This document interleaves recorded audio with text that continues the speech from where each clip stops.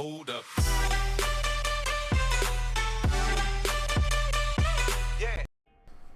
Yo, what is going on, guys? It is Fox298 here, and welcome back to a brand new video for you guys today on my channel. Today we are back with F1 2016 Career Mode, Season 3, Part 20 for the Brazilian Grand Prix. So if you do enjoy today's video, don't forget to drop a like on it, subscribe if you're new around here, and I just want to issue a very important message for you guys that didn't watch any of the content that I produced yesterday. Please go and watch the video that is linked in the description and in the comment section down below. Otherwise, you're not going to understand why the Mexican Grand Prix was never released. I explained it all in a video yesterday, as well as doing a live stream. So if you haven't watched any of the videos yesterday because you didn't think there was a career mode video until now, please go and watch it. Otherwise, you're just not going to understand how on earth I've managed to wrap up the Drivers' Championship, which you can see, and everything else. So go and watch that. Otherwise, you're just not going to understand, and it's just going to cause loads of confusion. So please watch yesterday's video before watching this one.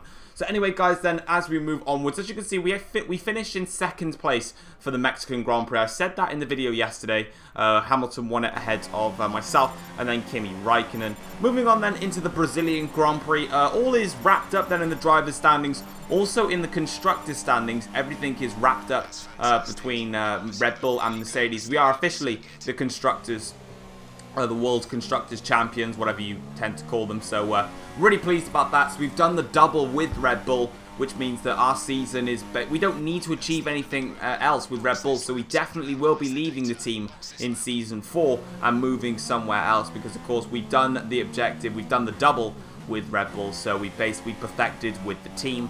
So as you can see, then we're into the practice sessions, and don't forget, guys, you still have the chance to vote for which team you'd like me to drive for in Season 4 of my F1 2016 Career Mode. It won't be confirmed this is the team I will drive for. It's just I want to see where the audience, where you guys as the audience members would like to see me go in the future, in case you'd like me to choose this team or something, and that would maybe help my decision in terms of making you guys happy watching my content. But anyway, as you saw at the start of the video, we did actually make an upgrade which I made in the Grand Prix that all the footage was corrupted and lost for, which was a chassis weight upgrade, which I wanted to bring in because I wanted to because I knew I was leaving Red Bull, and I wanted to try and basically, the reason I haven't ceased R&D is because I want to make the Red Bull car as fast as possible, so that when we do move teams in Season 4, if we get the right contract offer that I like, then it will make it as a bigger challenge, basically, to try and beat this Red Bull car when we move in Season 4. So as you can see, then we are into qualifying here, and in the first round of qualifying, I don't really know where we were in qualifying. I cannot remember at all, but it's only the first part of qualifying, so it doesn't really make that much of a difference. Moving on then into Q2, you can see that we set a 1 minute 10.6, which gets us pole position, but that's only in Q2, so of course we were the fastest man in Q2, with another Renault driver getting themselves into Q3 of Kevin Magnussen, so a very strong job there from Renault indeed. Moving on and into Q3, you can see Hamilton set the benchmark of a 1:11.4, and of course last time we set a 1:10.6, so we should in theory beat this lap time. So we're going to come right up towards the finish line here, and we set a 1 minute 10.9, so 3:10 slower than my lap in Q2, but it was okay. We were the only driver to set a lap time in the 1 minute 10s, and we came through and set the fastest lap, P1, and that is pole position for the Brazilian Grand Prix. So a stunning result there for myself, and really happy about that, really proud. And anyway, guys, let's move on then into the race, as you can see here, for this Brazilian Grand Prix.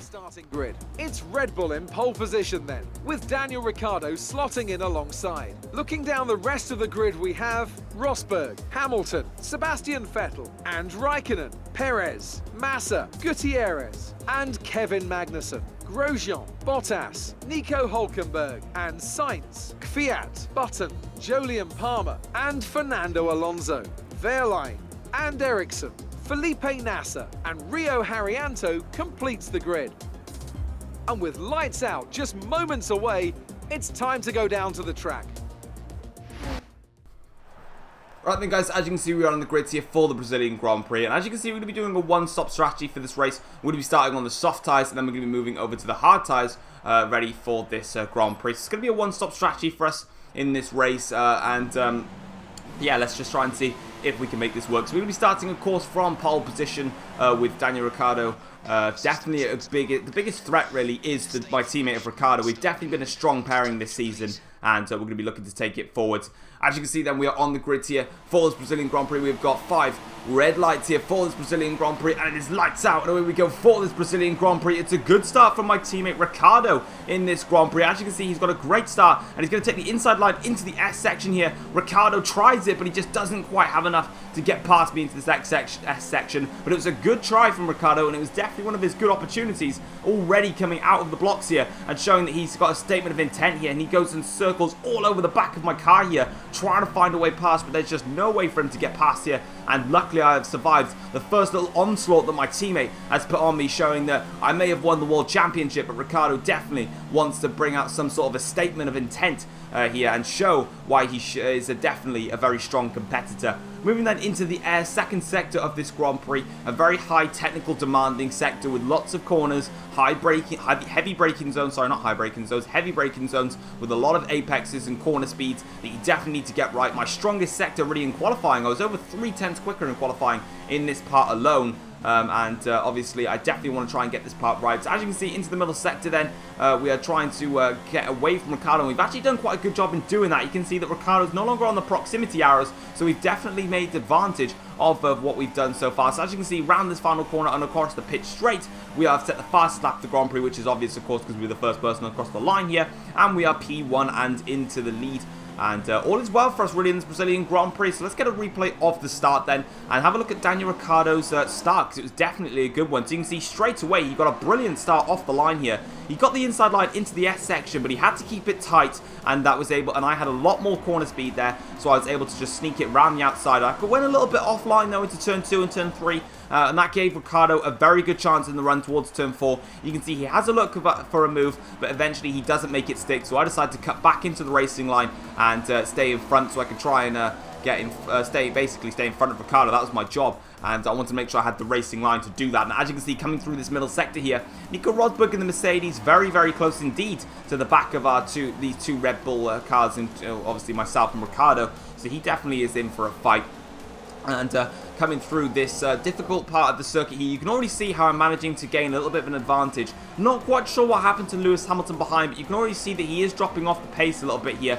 And Ricardo is dropping off as well, in fact, from myself here, as we definitely do have the pace in the middle sector, but it's the first and final sector where the high speed really kicks in that my Red Bull does lack a lot. Especially, and that's where I was slower to Ricardo in qualifying, and that's where all my time gains in the first sector was lost. But across the start finish line here, we are fastest, and we are first at the moment, and that's exactly where we want to be. On to lap 2 of the Grand Prix now. We're coming now through the final corner here, which I believe is Yongshao or Chungshao. I can't remember how it's pronounced, to be honest, but Ricardo definitely looking very, very angry and anxious in this race to get past me, and think about trying to close the gap between myself and him in the championship. Of course, it is wrapped up, but he definitely wants it to not be as big as it could be. Now, into the first corner we go here. Everything is nice and calm and collected, but the DRS has now been enabled, and the detection zone for the second part of DRS will be allowed for Ricardo. So as you can see, he's got the DRS. He's going to move over to the right-hand side of the circuit. We're going to defend it. Into turn 4 we go here. A bit of contact between myself and Ricardo. However, we do manage to get through nice and clean there, and all is well. Ricardo's still right behind me, as we both just touched a little bit, as it's very narrow across this circuit, so it's very difficult for cars not to just wheel bang a little bit. As you can see, onto lap 3 of the Grand Prix we go now, and as you can see, Daniel Ricciardo is still there trying to hunt us down. We've given the option to change tyre strategies, but we decided to stick to our original plan. But you can see Ricardo is definitely closer to us this time around. You can see he's going to have the DRS. He's going to try it on the pit straight as we come flying through the screens here. Down into turn 1 we go, and we defend from Ricardo nicely, but you can see that he is still there, really anxious to get past us at this stage of the race. Of course, we're still pulling away from the Mercedes out front, so it's just a straight fight between me and Ricardo. So as you can see, making the run down towards turn 4, Ricardo's going to go for it on the inside, but he thinks about it, but it's just not working for him.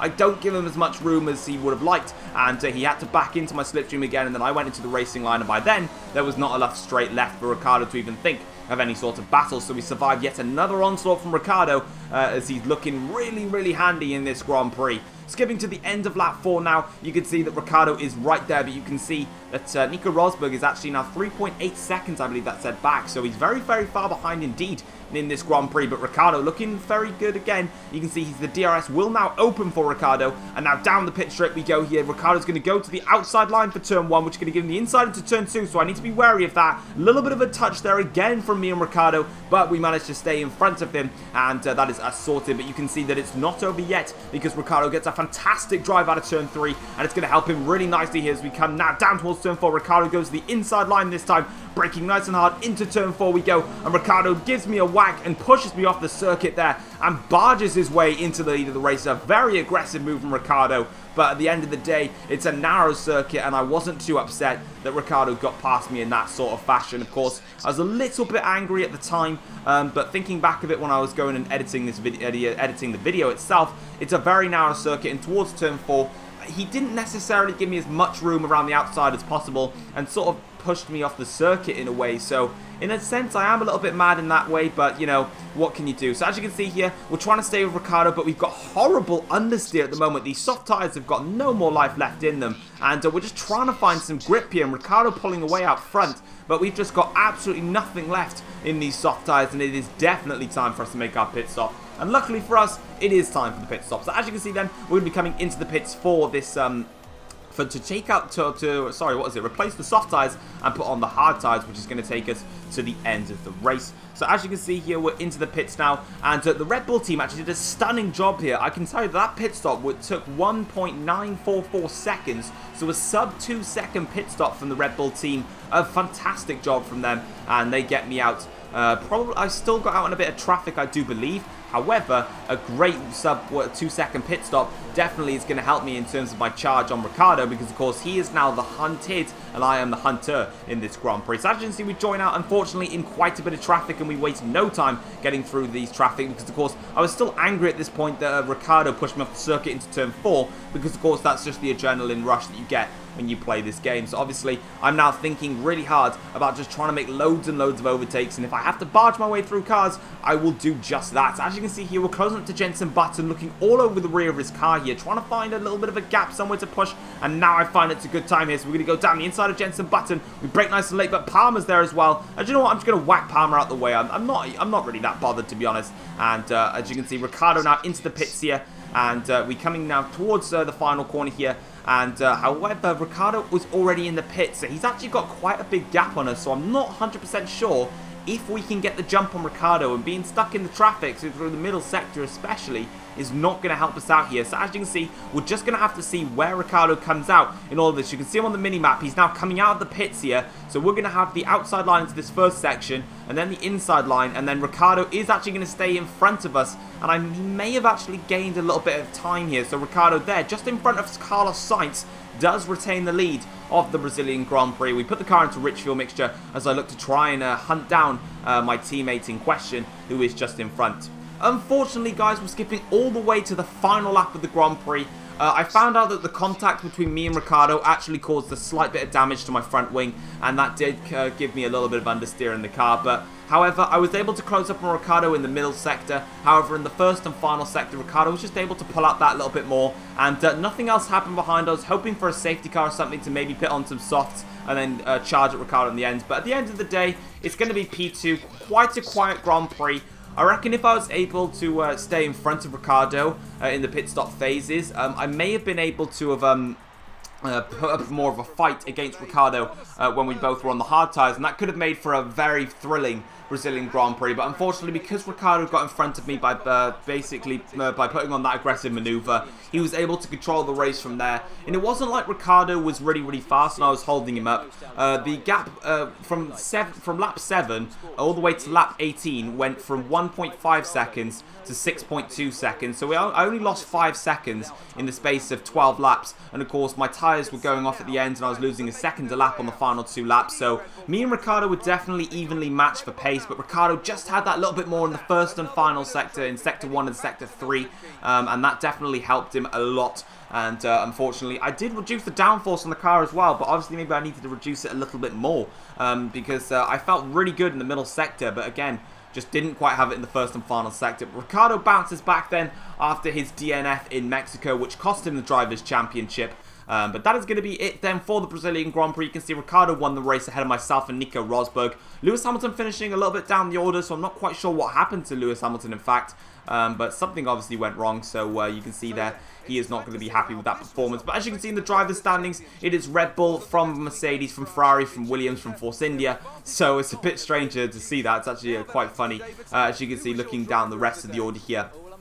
The driver's standings. Moving on then into the constructors standings, you can see that we have wrapped up that title already. Like I said before, we now have a 209 point lead over Mercedes-Benz, so we've got a very big advantage. But guys, if you did enjoy the Brazilian Grand Prix, drop a like and it'd be absolutely awesome. Subscribe if you're new around here as well. And once again, I do want to apologise for the Mexican Grand Prix not being out, but there was nothing I could do, like I said. And if you haven't gone and watched the video already, please go and watch it so you guys can find out why I didn't do it. But that's going to wrap it up, guys, for this Grand Prix. I will see you guys for the finale in Abu Dhabi. So yeah, until then, guys, I will see you very, very soon. Take care, all. Peace.